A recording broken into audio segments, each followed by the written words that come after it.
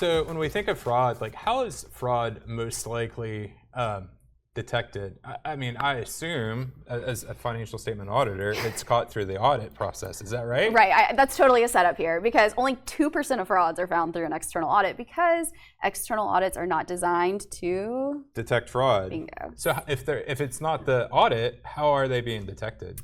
So overwhelmingly, they are being detected by tips. By people seeing something that doesn't seem right and saying something. And so tips are, I mean, it's not even close. The next realm is relative to internal audit, but tips continue to be the strongest way to identify where something may be inappropriate. And when we look at the tips piece, we really see it coming down to a few different categories. So it can be, me reporting to my supervisor.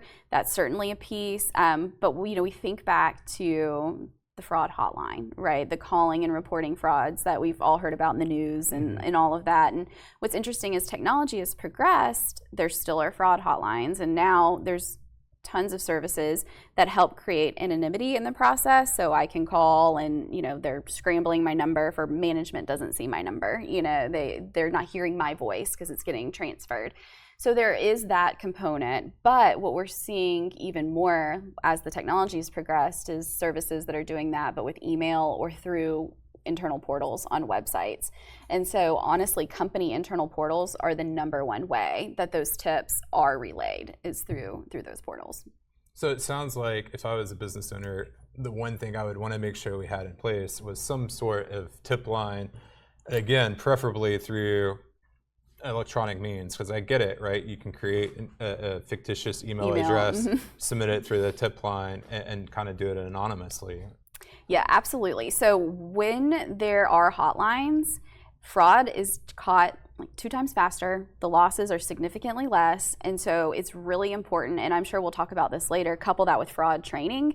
Those are really good things that don't necessarily seem like they would be preventative to have a hotline, but just having one is in fact shows that there is prevention there. And what's interesting is I was in a meeting a couple weeks ago and we were doing a fraud awareness training.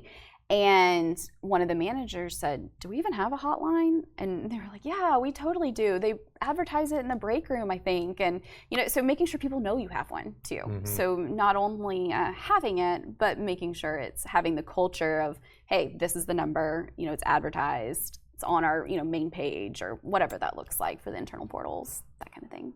Sure. So how do fraudsters typically conceal their fraud? Are there any trends there or any insight you can provide on? So there are a few main ways. So one way is if they are super users, admins, something in a system where they can just delete their transactions.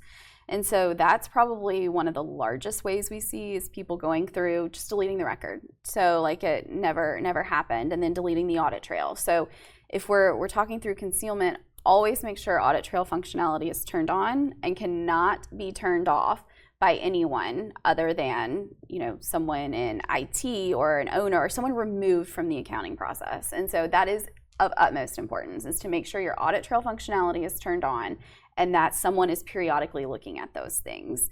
So that's one large way it's concealed. Other ways to consider are document altering. So what's interesting is a lot of these conversations we're having now, 30 years ago, it was very similar in how things were occurring, but it's gotten a little bit more sophisticated in terms of the technology and how to pull things off. And so you can use AI, right, to create a fictitious invoice or to PDF edit an invoice, and it can be tricky. And so it's really important to have good controls all around the process because altering documents is a huge, huge way that they try to conceal fraud. Well, I know I don't see as much fraud as you do, but I have done or been a part of several fraud investigations through the years. And I know on some of the ones I've seen directly is when employees will go in and change the payee on the checks, where, the check will be written to Jane Doe, but then it clears for John Doe.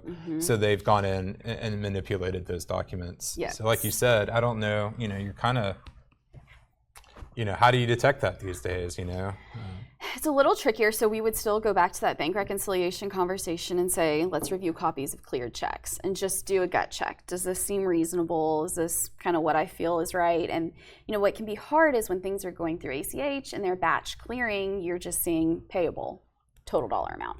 And so asking for the backup for those things. And again, there's no great way to say that that couldn't be modified. I mean, if you start pulling at the thread, it's tricky. And so that's why thinking through what are our system controls. Is the person who's processing payables, can they go in and change the vendor master, so that these are going to the wrong people, things like that.